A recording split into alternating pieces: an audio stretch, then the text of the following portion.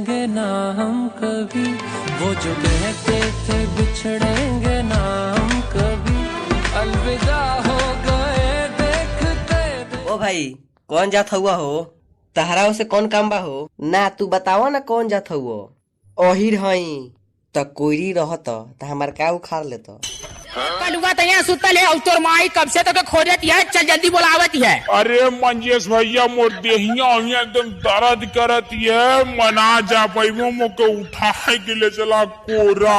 अरे साला इ तो फंसा देले, कोनो बुद्धि लगा कोड़ी कैसे जाई। अरे कलुआ खुद मार जाती जल्दी दे।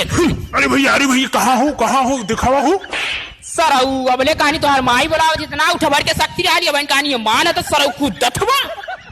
तेरी गली में आता सनम नगमा वफा का। अगर मैं मर गया तो तू क्या करेगा? तेरी गर्लफ्रेंड पर कब्जा।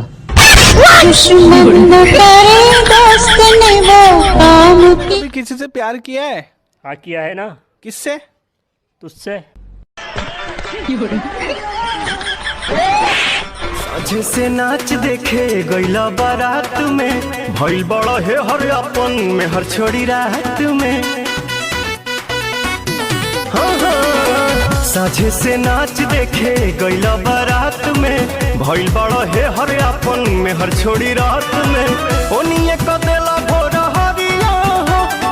हरिया हो, कदोनी देख के तू आइला का कइला, मीठा मीठा बाते कमरिया हो। कदोनी देख के तू आइला का कइला, मीठा मीठा बाते।